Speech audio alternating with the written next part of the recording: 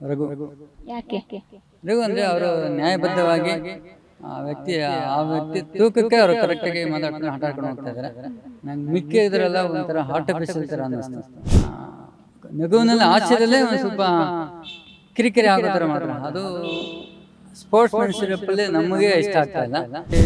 ಕನ್ನಡ ಪರ ವೇದಿಕೆಯಲ್ಲಿ ಕೂಗಾಡ್ಬೋದು, ಅದಕ್ಕೆ ಬೆಲೆ ಇದೆ. ಬಟ್ ಅಲ್ಲಿ ಇದೇ ಸ್ಟೇಟಸ್ನ ಮೇಂಟೈನ್ ಮಾಡ್ತೀವಿ ಅನ್ನೋದು ಅಷ್ಟೇ. ಹೋರಾಟ ಅವ್ರು ಆಡಬೇಕು, ಅವರಾಗೆ ಅವ್ರು ಆಟ ಆಡಬೇಕು. ಅವ್ರದ್ದು ಪರ್ಸನಾಲಿಟಿ, ಅವ್ರ ಮೈಂಡ್ ಸೆಟ್ ತುಂಬಾ ಇಷ್ಟ ನಮಗೆ. ಅವ್ರು ನಮಗೆ ಇಷ್ಟ. ಅವ್ರು ಬಿಟ್ರೆ ಇನ್ನೆಲ್ಲ ಗಿಮ್ಮಿಕ್ ಆಡ್ತಾ ಇದ್ದಾರೆ ನನ್ನ ಪ್ರಕಾರ. ಆಲ್ಮೋಸ್ಟ್ ಬಿಗ್ ಬಾಸ್ಕೆಟ್ ಅನ್ನೋದು ರಿಯಾಲಿಟಿ ಶೋ, ರಿಯಲ್ ಆಗಿರ್ಬೇಕು. ಅಲ್ಲೇನಂದ್ರೆ ಅವ್ರಿಗೆ ತಂದಿಡೋದು, ಅವ್ರಿಗೆ ಇದು ಮಾಡೋದು, ಬರೀ ಈ ತರ ಒಂದು ಗೇಮ್ ಎಲ್ಲ ಮಾಡ್ತಾ ಇದಾರೆ. ಅವರೊಬ್ರು ಏನೋ ನಮ್ಮನ್ನು ಕನ್ನಡ ಇಂಡಸ್ಟ್ರಿಯಲ್ಲಿ ತುಂಬಾ ಫಿಲ್ಮ್ಗಳು ಮಾಡಿದ್ದಾರೆ, ಧಾರಾವಾಹಿಗಳು ಮಾಡಿದ್ದಾರೆ. ಅವ್ರಿಗೆ ಸುಮಾರು ನೋಡಿದ್ದೀವಿ. ಮತ್ತು ವಯಸ್ಸಲ್ಲೂ ತುಂಬಾ ಅವರು ಹಿರಿಯರು, ಅವರು ಎಲ್ಲ ತರ ನಾಲೆಡ್ಜ್ ಇದೆ.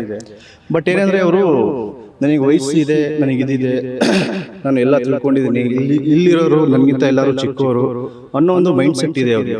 ಎಲ್ಲ ಒಂದ್ ಕಡೆ ಅಶ್ವಿನಿ ಗೌಡ ಅವರು ಸ್ಪರ್ಧಿಗಳನ್ನ ಟಾರ್ಗೆಟ್ ಮಾಡ್ತಾ ಅವರೇ ಟಾರ್ಗೆಟ್ ಆಗ್ತಿದಾರ. ಎಸ್ ಮ್ಯಾಮ್, ರೈಟ್, ಅದೇ ಆಗ್ತಿರೋದು ಆಲ್ಮೋಸ್ಟ್. ಯಾರು ಅನ್ಫಿಟ್ ಅನ್ನಿಸ್ತಾರೆ ಬಿಗ್ ಬಾಸ್ ಮನೆಯಲ್ಲಿ? ಸೊ ಈಗ ಪ್ರೆಸೆಂಟ್ ಅನ್ಫಿಟ್ ಬಂದು ಸೊ ಜಾನ್ವಿ ಅವರು ನಮಗೆ ಒಂಥರ ಅನ್ಫಿಟ್ ತಾನೇ ಅನ್ಸುತ್ತೆ. ಹಾಯ್ ಹಲೋ ನಮಸ್ಕಾರ, ನೀವು ನೋಡ್ತಾ ಇದ್ದೀರಾ ಸ್ಪೀಡ್ ಪ್ಲೇಸ್ ಕರ್ನಾಟಕ. ನಾನು ಮಾನಸ ಗೌಡ.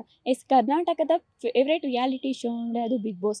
ಜನರು ಯಾವ ಥರ ಕನೆಕ್ಟ್ ಆಗ್ತಿದ್ದಾರೆ ಬಿಗ್ ಬಾಸ್ಗೆ, ಹಾಗೆ ಜನರು ಯಾರನ್ನ ಇಷ್ಟಪಡ್ತಿದ್ದಾರೆ, ಹಾಗೆ ಬಿಗ್ ಬಾಸ್ ಫೈನಲ್ವರೆಗೂ ಯಾರು ಹೋಗ್ತಾರೆ ಅಂತ ಅವ್ರನ್ನೇ ಕೇಳ್ತಾ ಹೋಗೋಣ ಬನ್ನಿ. ಸರ್, ಬಿಗ್ ಬಾಸ್ ನೋಡ್ತೀರಾ? ನೋಡ್ತೀವಿ ಮೇಡಮ್. ಯಾರು ನಿಮ್ಮ ಫೇವ್ರೇಟ್? ನನ್ನ ಫೇವ್ರೇಟ್ ಬಂದು ರಘು. ಯಾಕೆ? ರಘು ಅಂದರೆ ಅವರು ನ್ಯಾಯಬದ್ಧವಾಗಿ ಆ ವ್ಯಕ್ತಿ ತೂಕಕ್ಕೆ ಅವರು ಕರೆಕ್ಟಾಗಿ ಮಾತಾಡ್ಕೊಂಡು ಆಟ ಆಡ್ಕೊಂಡು ಹೋಗ್ತಾ ಇದ್ದಾರೆ. ನಂಗೆ ಮಿಕ್ಕಿದ್ರೆಲ್ಲ ಒಂಥರ ಆರ್ಟಿಫಿಷಿಯಲ್ ಥರ ಅನ್ನಿಸ್ತು. ಆಮೇಲೆ ಇವನ್ನ ಗಿಲ್ಲಿ ಆಗಲಿ, ಅವರು ಬರೀ ಒಂಥರ ನಗುವಿನಲ್ಲಿ ಹಾಸ್ಯದಲ್ಲೇ ಒಂದು ಸ್ವಲ್ಪ ಕಿರಿಕಿರಿ ಆಗೋ ಥರ ಮಾಡ್ತಾರೆ. ಅದು ಸ್ಪೋರ್ಟ್ಸ್ ಮೆನ್ಶಿಪ್ಪಲ್ಲಿ ನಮಗೆ ಇಷ್ಟ ಆಗ್ತಾ ಇಲ್ಲ. ಆಮೇಲೆ ಕೆಲವರು ರಿಷಾ ಇದ್ದಾರೆ, ಸುಮ್ಮನೆ ಕಿರ್ಚಾಡೋದು. ಆಮೇಲೆ ಅಶ್ವಿನಿ ಗೌಡವ್ರದ್ದು ಇಲ್ಲಿ ಕನ್ನಡ ಪರ ವೇದಿಕೆಯಲ್ಲಿ ಕೂಗಾಡ್ಬೋದು, ಅದಕ್ಕೆ ಬೆಲೆ ಇದೆ.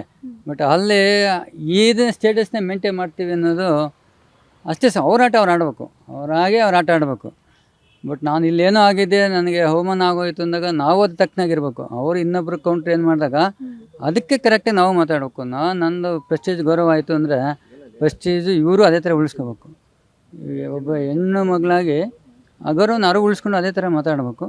ಹಾಗಾಗಿ ನಾನು ಅಶ್ವಿನಿ ಗೌಡರಿಗೆ ಒಂದು ಸ್ವಲ್ಪ ಫೇವರ್ ಇಲ್ಲ. ಯಾಕೆಂದರೆ ಅವರು ಮಿಕ್ಕಿದ್ರೆಲ್ಲ ಅವ್ರು ಆಗ್ತಾಯಿದ್ದಾರೆ, ಕೆಲವರು ಇನ್ನೂ ಓಪನ್ ಅಪ್ ಆಗ್ತಾಯಿಲ್ಲ. ಸರ್, ಬಿಗ್ ಬಾಸ್ ನೋಡ್ತೀರಾ? ಹೌದು ಮೇಡಮ್, ನೋಡ್ತೀವಿ. ಯಾರು ನಿಮ್ಮ ಫೇವ್ರೇಟು? ಫೇವ್ರೇಟ್ ಬಂದು ಈಗ ಪ್ರೆಸೆಂಟು ನಮಗೆ ಏನು ರಾಘು ಮೂಟೆಂಟ್ ಅವರು ತುಂಬ ಇಷ್ಟ. ಅವ್ರದ್ದು ಆ್ಯಕ್ಚುಲಿ ಅವ್ರದ್ದು ಪರ್ಸ್ನಾಲಿಟಿ, ಅವ್ರ ಮೈಂಡ್ ಸೆಟ್ಟು ತುಂಬ ಇಷ್ಟ ನಮಗೆ. ಅವ್ರು ನಮಗೆ ಇಷ್ಟ ಆಗುತ್ತೆ ಮೇಡಮ್. ಅವ್ರು ಬಿಟ್ಟರೆ ಬೇರೆ ಒಬ್ಬರು ಅಂದರೆ? ಅವ್ರು ಬಿಟ್ಟರೆ ಇನ್ನೆಲ್ಲ ಗಿಮ್ಮಿಕ್ ಆಡ್ತಾ ಇದ್ದಾರೆ ಮೇಡಮ್ ನನ್ನ ಪ್ರಕಾರ. ಆಲ್ಮೋಸ್ಟು ಏನಂತ ಇದೇನು ಆಡ್ತಾ ಇಲ್ಲ ಅವರು. ಸೊ ಇಲ್ಲೇನಂದರೆ ಬಿಗ್ ಬಾಸ್ಕೆಟ್ ಅನ್ನೋದೊಂದು ರಿಯಾಲಿಟಿ ಶೋ, ರಿಯಲ್ ಆಗಿರಬೇಕು.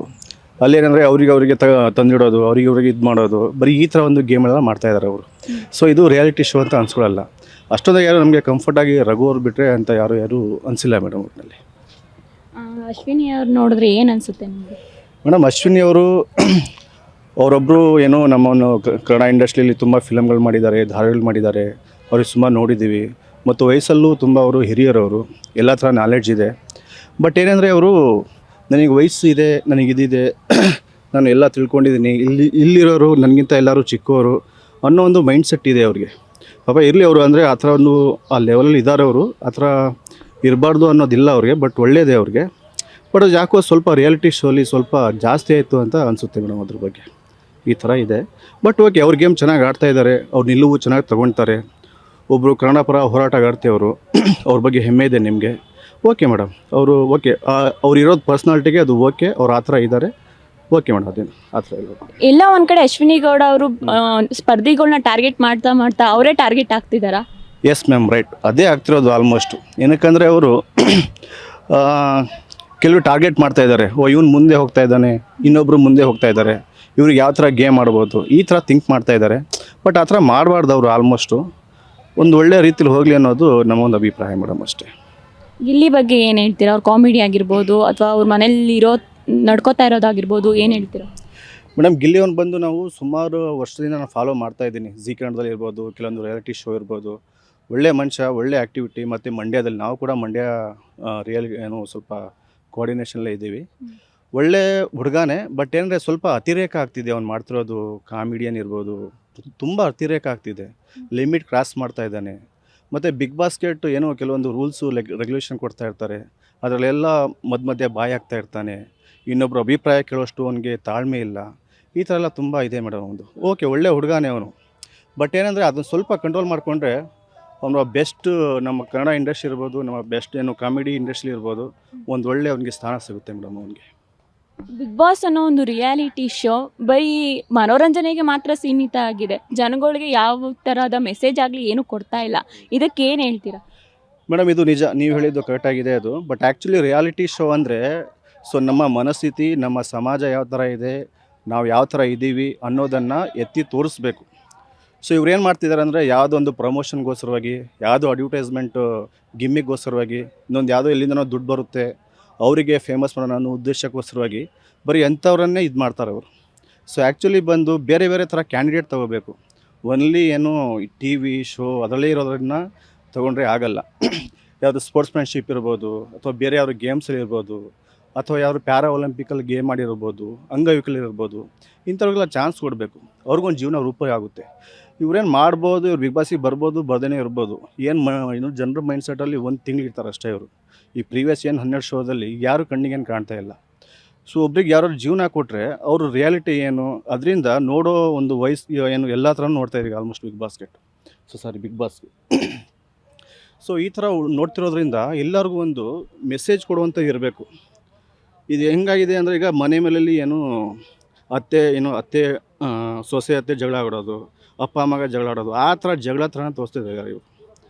ಅದಕ್ಕೆ ರಿಯಾಲಿಟಿ ಶೋ ಅಂದರೆ ರಿಯಾಲಿಟಿ ಇಲ್ಲ, ಅದರಲ್ಲಿ ಅವ್ರು ಗಿಮಿಕ್ ಆಗ್ತಿದೆ ಅನ್ನೋದು ಈ ಶೋನ ನನ್ನ ಉದ್ದೇಶ ಮೇಡಮ್. ಯಾರು ಅನ್ಫಿಟ್ ಅನ್ನಿಸ್ತಾರೆ ಬಿಗ್ ಬಾಸ್ ಮನೇಲಿ? ಸೊ ಈಗ ಪ್ರೆಸೆಂಟ್ ಅನ್ಫಿಟ್ ಬಂದು ಸೊ ಜಾನ್ವಿ ಅವರು ನಮಗೇನೋ ಥರ ಅನ್ಫಿಟ್ ಥರನೇ ಅನಿಸುತ್ತೆ ಮೇಡಮ್. ಸೊ ಆ್ಯಕ್ಚುಲಿ ಅವರೊಬ್ಬ ಒಳ್ಳೆ ಏನು ಅವರೊಬ್ಬ ನಾವೇನು ಟಿ ವಿ ಶೋಲೆಲ್ಲ ನೋಡ್ತಾ ಇರ್ತೀವಿ, ಮತ್ತು ಅವರು ನ್ಯೂಸ್ ಆ್ಯಂಕರಿಂಗ್ ಎಲ್ಲ ನೋಡ್ತಾ ಇರ್ತೀವಿ, ತುಂಬ ಇಷ್ಟಪಡ್ತಿದ್ವಿ. ಮತ್ತು ಚಂದನ ಟಿ ವಿಲೆಲ್ಲ ಬರ್ತಾಯಿದ್ರು ಅವರು. ಅವ್ರ ಬಗ್ಗೆ ಹೆಮ್ಮೆ ಇದೆ. ಯಾಕೋ ಸ್ವಲ್ಪ ಅವರು ಏನೋ ಮೈಂಡ್ಸೆಟ್ ಚೇಂಜಸ್ ಮಾಡ್ಕೊಂಡಿದ್ದಾರೆ, ಹಾಗಾಗಿ ಅವ್ರ ಅನ್ಫಿಟ್ ಥರ ಅನಿಸ್ತಾ ಇದೆ. ಮತ್ತು ರಿಷಿಕಾನು ಕೂಡ ಅವ್ರೇನು ಅಂತ ಇದೇ ಇಲ್ಲ. ಅವರು ಏನೋ ಒಂಥರ ಮೈಂಡ್ಸೆಟ್ಟು, ಅವ್ರ ಥಾಟು ಏನೋ ಒಂಥರ ಒಂದೇ ಕಡೆ ಅವರು ಸೀಮಿತವಾಗಿಬಿಟ್ಟಿದ್ದಾರೆ ಅನ್ನೋ ಥರ ಆಗ್ತಾಯಿದೆ. ಅವರೆಲ್ಲ ಸ್ವಲ್ಪ ಅನ್ಫಿಟ್ಟಲ್ಲೇ ಇದ್ದಾರೆ ಮೇಡಮ್ ಸದ್ಯಕ್ಕೆ. ಟಾಪ್ 5 ಯಾರು ಹೋಗ್ಬೋದು? ಸೊ ಟಾಪ್ 5 ಅಂದರೆ ಮೇಡಮ್, ಸೊ ರಘು ಮ್ಯೂಟೆಂಟ್ ಇರ್ಬೋದು, ಮತ್ತು ಏನು ಗಿಲ್ಲಿ ಇರ್ಬೋದು, ನಮ್ಮ ಸೂರಜ್ ಈಗ ಹೊಸ್ದಾಗಿ ಏನು ಬಂದಿರೋ ಹುಡುಗ, ಮೈಸೂರು ಹುಡುಗ, ಅವನು ನಮ್ಮ ಮೈಸೂರು ಹುಡುಗ ಸೂರಜ್ ಹೋಗ್ತಾನೆ, ಗಿಲ್ಲಿ ಹೋಗ್ತಾನೆ. ಸೊ ಇನ್ನು ಅದು ಬಿಟ್ಟರೆ ಇವರು ಟಾಪ್ 3 ಮೇನಾಗಿ ಇರ್ತಾರೆ. ರಿಮೈನಿಂಗ್ ಬಿಟ್ಟರೆ ಸ್ವಲ್ಪ ಅಶ್ವಿನಿ ಗೌಡ ಮೇಡಮ್ ಹೋಗ್ಬೋದು. ಅಶ್ವಿನಿ ಅವ್ರು ಕೂಡ ಅವ್ರಿಗೆ ಒಂದು ಕೆಪಾಸಿಟಿ ಇದೆ. ಇಷ್ಟು ಹೋಗ್ತಾರೆ ಮೇಡಮ್. ಯಾರು ವಿನ್ ಆಗಬೇಕು? ವಿನ್ನು ಅಂತ ಆದರೆ ಮೇಡಮ್ ಅದು ನಾವು ಕನ್ಸಿಡರ್ ಮಾಡೋಕ್ಕೂ ಆಗಲ್ಲ. ಸೊ ಅದನ್ನು ಹೇಳೋಕ್ಕೂ ಆಗ್ತಾಯಿಲ್ಲ. ಇದು ಇನ್ನೂ 50 ಡೇಸ್ ಕಂಪ್ಲೀಟ್ ಆಗಿದೆ. ಮೇ ಬಿ ನೋಡೋಣ ಫ್ಯೂಚರ್ಲಿ ಇನ್ನಾರು ವಿತಿನ್ 1 ವೀಕ್ 2 ವೀಕ್ಸ್ ಆದಮೇಲೆ ಒಂದು ಕನ್ಫರ್ಮೇಷನ್ ತೊಗೋಬೋದು. ಈಗ ಹೇಳೋಕ್ಕಾಗಲ್ಲ ಮೇಡಮ್ ಆ ಥರ. ನನ್ನ ಪ್ರಕಾರ ಯಾರು ವಿನ್ ಆಗ್ತಾರೆ?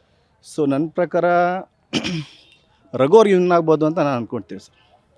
ರಘು ಅವ್ರಿಗೆ ವಿನ್ ಆಗ್ಬೋದು ಅಂತೇಳಿ. ಹಾಗೆ ಓಕೆ ಸರ್.